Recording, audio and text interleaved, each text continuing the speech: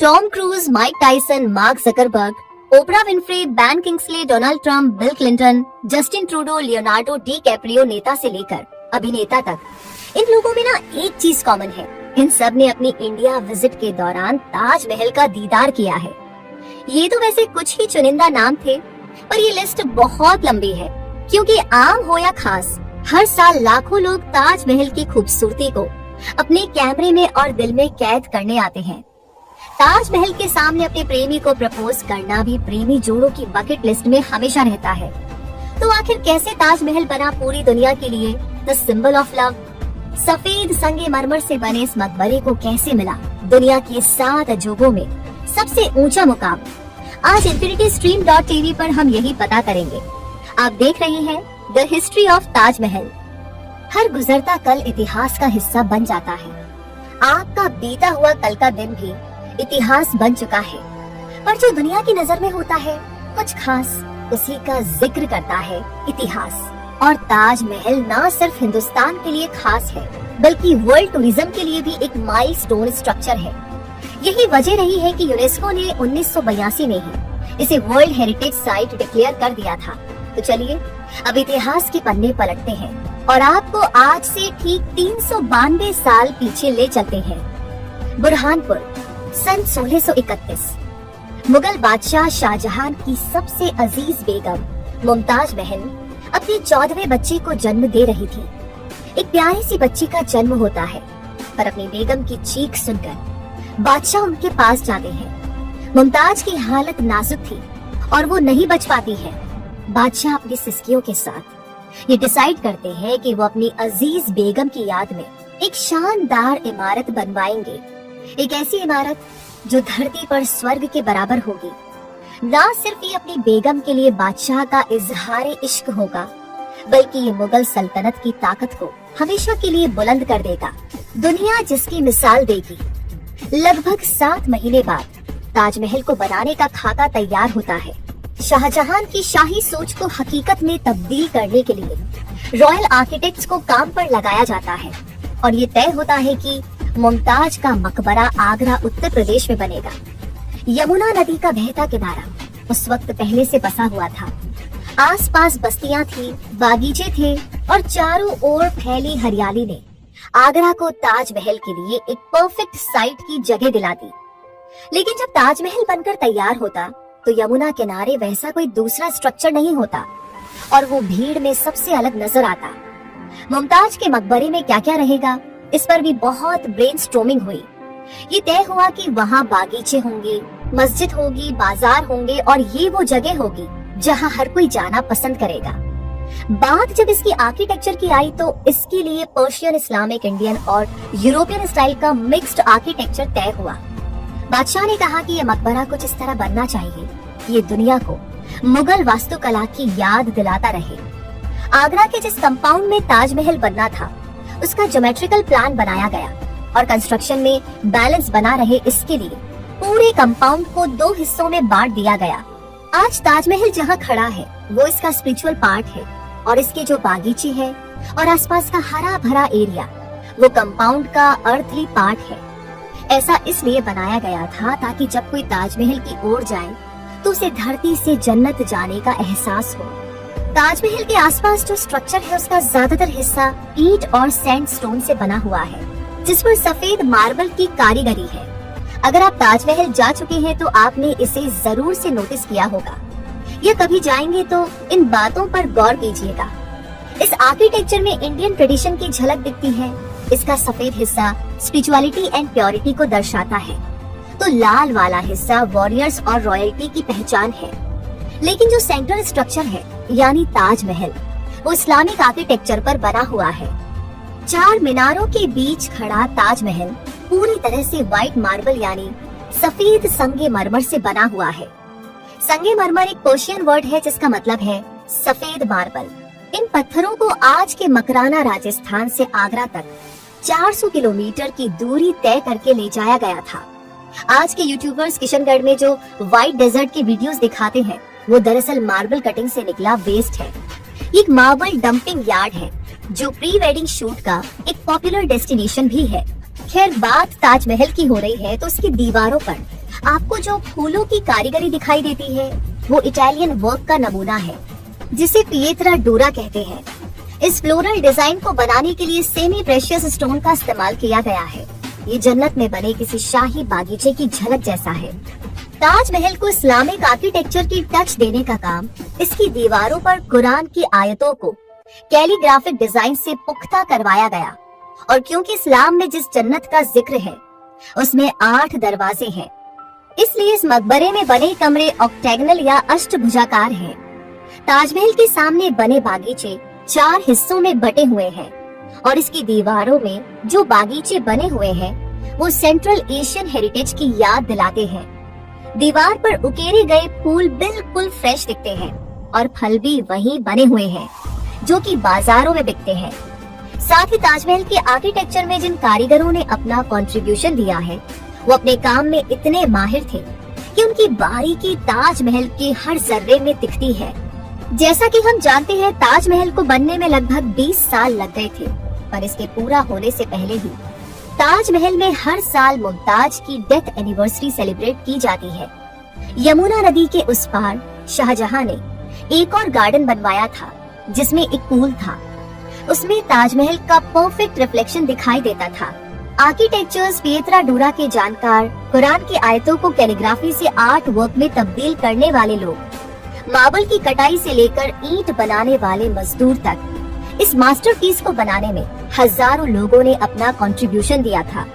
1643 में ताजमहल बनकर तैयार हो गया। शाहजहां ने बहुत से कारीगरों को इसके रिपेयर वर्क के लिए भी रखा हुआ था, जो पूरे कॉम्प्लेक्स की देखभाल और रखवाली करते थे। ताजमहल के पूरा होते ही दुनिया भर से इसके दीदार के लिए आगरा में लोगों का जमावड़ा लगने लगा। हर बार जब लोग आकर इसकी खूबसूरती की तारीफ करते नहीं थकते तो बादशाह को फख्र महसूस होता। लेकिन शाहजहां बूढ़े हो रहे थे और बीमार रहने लगे थे। जल्द ही मुगल सल्तनत की बादशाहत को लेकर उनके बच्चों में झगड़े होने लगे। जब तक शाहजहां सेहतमंद हुए, औरंगजेब मुगल बादशाह की हैसियत से सल्तनत की कमान थाम चुके थे। अपनी जिंदगी के आखिरी 8 साल शाहजहां आगरा के किले में नजर बंद रहे। दूधिया चांद की रोशनी में चमकते ताज का दीदार शाहजहां के लिए तन्हाई में वक्त गुजारने का इकलौता जरिया था। जब शाहजहां चल बसे तो उन्हें भी ताज के अंदर मुमताज के पास दफनाया गया। ये तो था ताजमहल के इतिहास का एक ओवरव्यू। अभी इसके बहुत से एस्पेक्ट्स हैं जो अब हम डिस्कस करेंगे। ये सफर लंबा तो होगा पर आपके जहन पर एक डीप इम्पैक्ट भी डालेगा। तो बात ऐसी है कि जिस शख्स ने ताजमहल जैसे एक आलीशान मकबरे को बनवाया उसकी शख्सियत कैसी थी, इस पर बहुत कम जिक्र मिलता है। कहा जाता है कि शाहजहां एक पोलाइट पर्सन थे और हमेशा अदब से बात किया करते थे। Empress of the peacock throne the saga of the great Mughals के राइटर अब्राहम इराली ने लिखा है, शाहजहां की पर्सनैलिटी का सबसे बड़ा गुण था सेल्फ कंट्रोल। इटालियन हिस्टोरियन निकोलाओ मनुची ने कहा था कि साम्राज्य चलाने से उन्हें जब भी फुर्सत मिलती तो वो नाच गाने से खुद को एंटरटेन किया करते थे। वो शेरो शायरी भी सुना करते थे और कहीं भी जाते थे तो उनके साथ एक डांसिंग ग्रुप हमेशा साथ चलता था। शाहजहां अपनी बेगम मुमताज से इतना प्यार करते थे कि उनकी जगह कोई और नहीं ले सका। अपनी दूसरी बीवियों से भी उन्हें उतना लगाव नहीं था जितना कि मुमताज से रहा। शायद यही रीजन था जो ताजमहल वजूद में आया। शाहजहां के दरबारी इतिहासकार इनायत खान ने शाहजहां नामा में लिखा है कि मुमताज महल बहुत ही खूबसूरत थी और बादशाह उन पे इतने डिपेंडेंट थे कि सल्तनत चलाने में भी उनसे मशवरा लिया करते थे।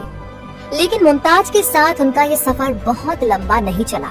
मुगल बादशाह बनने के सिर्फ 4 साल बाद ही मुमताज का इंतकाल हो गया। अपनी जिंदगी के आखिरी दौर में जब मुमताज बेहद कमजोर हो गई थी तो उन्होंने शहंशाह से एक वादा लिया। मुमताज ने मांगा कि बादशाह अब किसी और महिला से कोई संतान नहीं लेंगे और उन्होंने सपने में एक ऐसे बागीचे को देखा है जो जन्नत की तरह था। उनकी याद में वैसा ही एक मकबरा बनवाया जाए। जब मुमताज अपने 14वें बच्चे को जन्म दे रही थी तो लेबर पेन इतना ज्यादा था कि ये पीरियड 30 घंटे तक चला और हकीमों की तमाम कोशिशों के बाद भी मुमताज चल बसी। उनके जाने के दुख से शाहजहां अगले 1 हफ्ते तक अपने कमरे से बाहर नहीं निकले। किसी भी शाही कामकाज में हिस्सा नहीं लिया और अक्सर सफेद कपड़े ही पहने हुए दिखाई देते। यहाँ तक कि उन्होंने लग्जूरियस लाइफस्टाइल से भी तौबा कर ली। कई बार तो उन्होंने गद्दी छोड़ने की भी सोची, पर पर्सनल लॉस के चलते सल्तनत चलाने की जिम्मेदारी छोड़ देना उन्हें बेईमानी लगी। मुमताज को पहले बुरहानपुर में तापी नदी के किनारे दफनाया गया।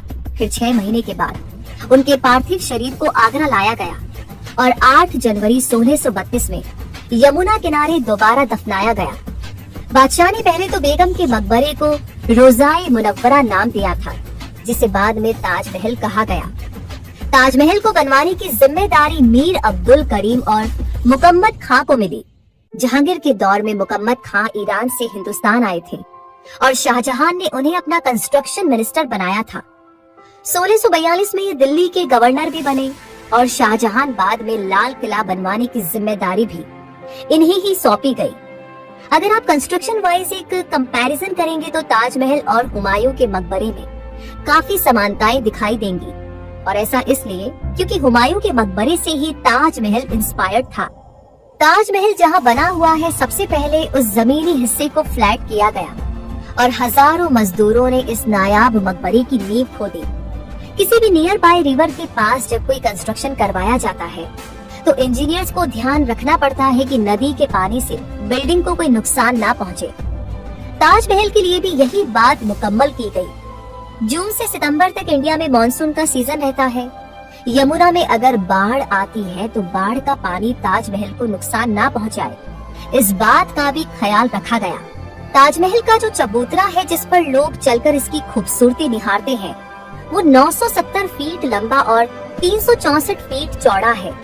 इसी बेस पर ये आलीशान मकबरा लगभग 4 सदियों से खड़ा है।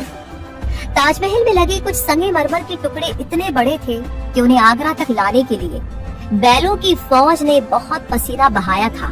खास तौर पर बनी बैलगाड़ियों से ये मार्बल स्टोन राजस्थान से आगरा पहुँचे थे। ताजमहल से जुड़े कई मिथक भी हैं। एक ऐसी ही अफवाह ये थी कि ताजमहल के बनने का काम जब चल रहा था तो किसी ने उसे देखने की कोशिश की थी और बादशाह ने उसकी आंखें फुड़वा दी थी। जब कोई भी कंस्ट्रक्शन होता है तो बढ़ती हाइट के साथ साथ कंस्ट्रक्शन आगे बढ़ाने के लिए मचान बनाए जाते हैं। बादशाह को पता चला कि ताजमहल को बनाने के लिए जिस मचान को बनाया गया था उसे गिराने में 5 साल का वक्त लगेगा। ये सुनते ही उन्होंने ऐलान करवा दिया कि मचान गिराने से जो ईंटें निकलेंगी वो मजदूरों की हो जाएंगी। तो रातों रात मचान गिरा दिया गया। ताजमहल की कामयाबी के पीछे मैथमेटिक्स का भी एक बहुत बड़ा कंट्रीब्यूशन रहा है। आइए इसे समझते हैं।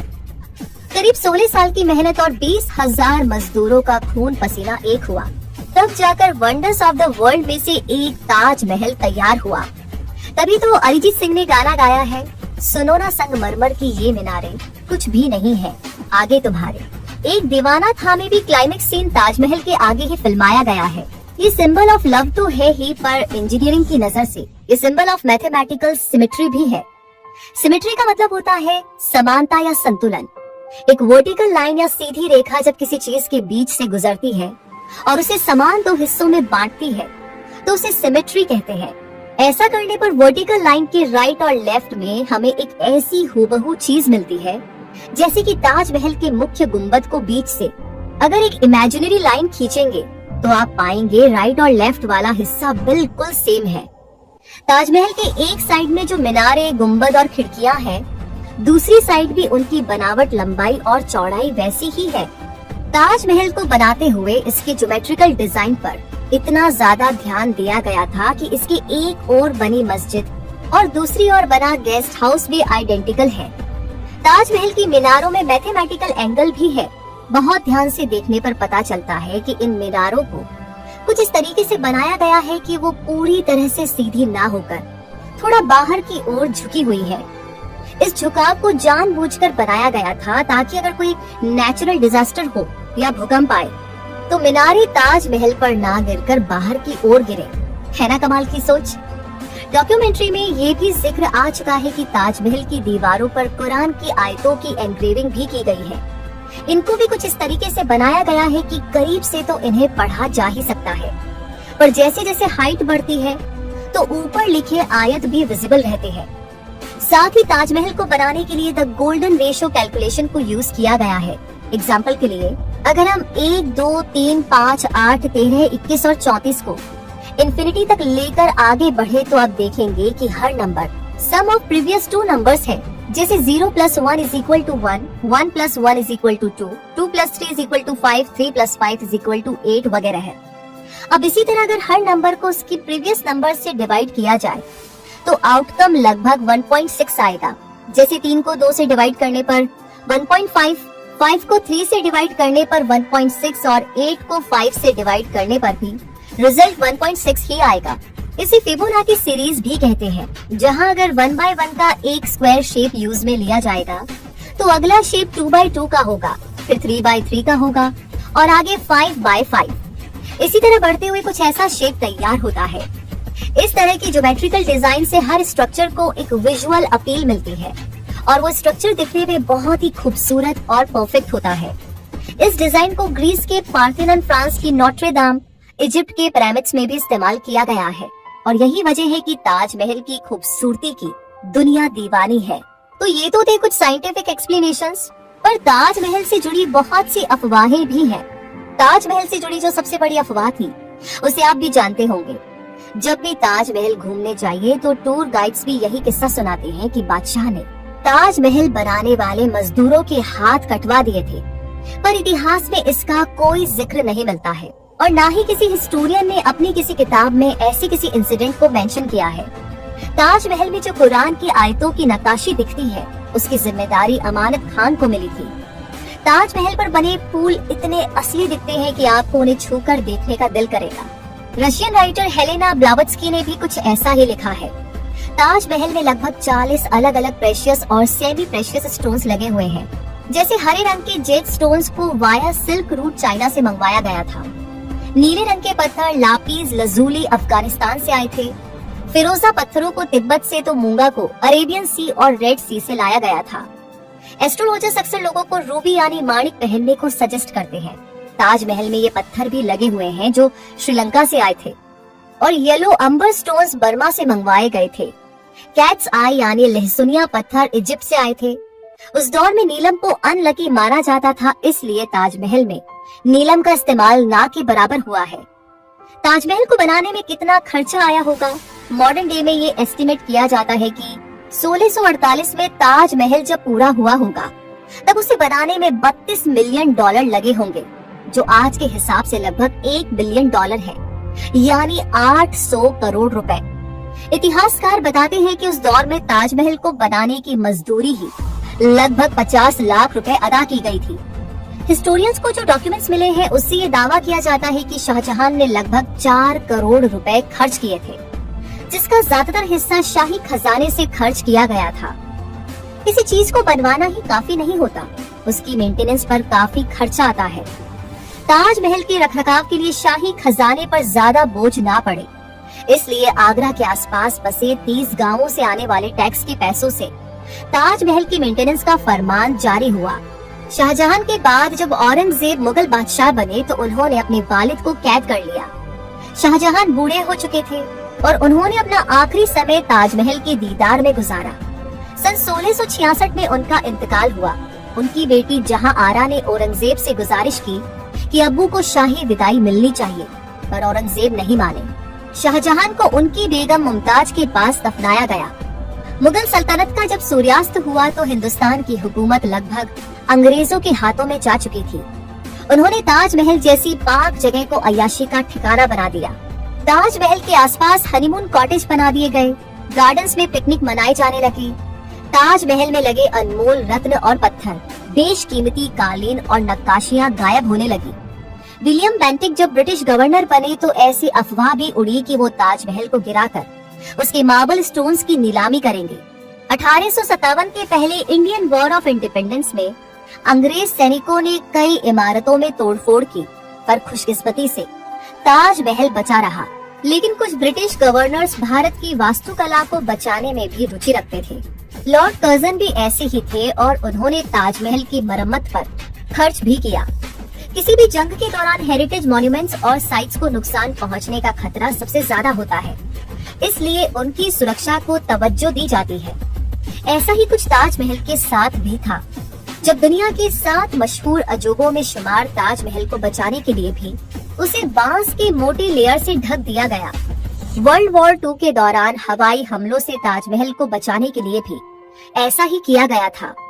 इंटरनेट पर जो पिक्चर्स अवेलेबल है उनमें सिर्फ ताजमहल का मुख्य गुंबद ही ढका हुआ दिखाई देता है, पर ऐसा कहा जाता है कि 1942 में जर्मन और जापानीज बॉम्बर विमानों से ताजमहल को बचाने के लिए उसे पूरी तरह से ढक दिया गया था। 1965 और 1971 की लड़ाई के दौरान भी ताज को बचाने का बंदोबस्त किया गया था।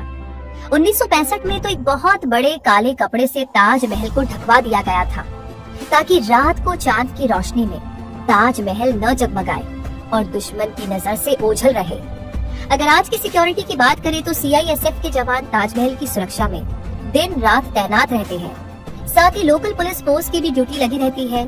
इंडिपेंडेंस डे और रिपब्लिक डे जैसे इम्पोर्टेंट दिनों पर ताजमहल की सिक्योरिटी टाइट कर दी जाती है। मेल और फीमेल विजिटर्स के लिए भी सिक्योरिटी चेक्स में अलग लाइंस लगते हैं।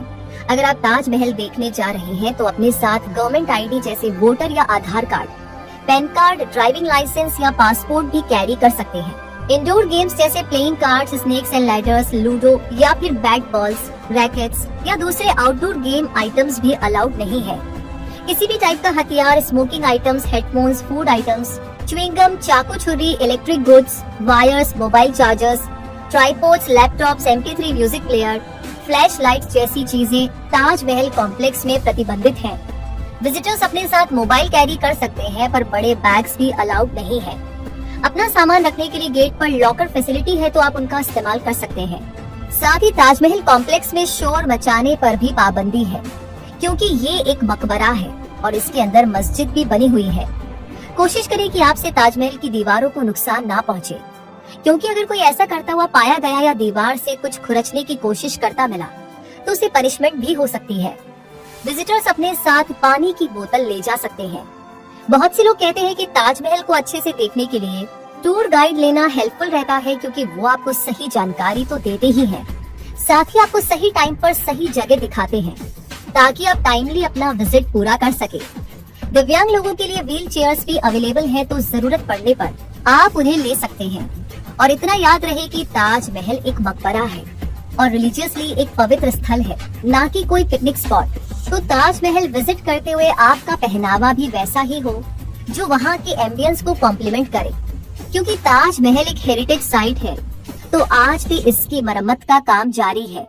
हर साल लाखों लोगों की मेहमान नवाजी करता ताजमहल लगातार मौसम की मार भी झेलता है, इसलिए दीवारों में, चबूतरे में और बाकी के हिस्सों में भी कोई डिजाइन, कोई मार्बल का टुकड़ा, फूलों की कोई नक्काशी अगर निकल जाती है तो लोकल कारीगर जिन्हें इसकी जानकारी है वो ताजमहल की मरम्मत का काम करते हैं। यूं तो आज हमारे घर में मरम्मत का काम व्हाइट सीमेंट या नॉर्मल सीमेंट से किया जाता है, पर ताजमहल में सीमेंट जैसा मिक्सचर बनाने के लिए चूना, उड़द की दाल और बताशे का पानी इस्तेमाल होता है। कारीगर हाथों से टूटे हुए टुकड़े जैसा ही हिस्सा तैयार करके लाते हैं और उन्हें इसी मिक्सचर से चिपकाया जाता है। कई कारीगर परिवार ऐसे भी हैं जो पीढ़ियों से इसी काम में लगे हुए हैं। सैड पार्ट ये है कि बहुत से विजिटर्स बाइक या कार की चाबी लगाकर ताजमहल में लगे पत्थरों के टुकड़े उखाड़ कर ले जाते हैं। ताजमहल की मरम्मत करने वाले कारीगर ही ये बातें बताते हैं। हिंदुस्तान की इस धरोहर को बचाना हमारी भी जिम्मेदारी है, तो प्लीज ऐसा मत कीजिए। उम्मीद है ताजमहल पर बनी हमारी डॉक्यूमेंट्री आपको पसंद आई होगी। तो ऐसी और भी हिस्टोरिकल डॉक्यूमेंट्रीज आप यहाँ पर देख सकते हैं। बने रहिए infinitystream.tv के साथ।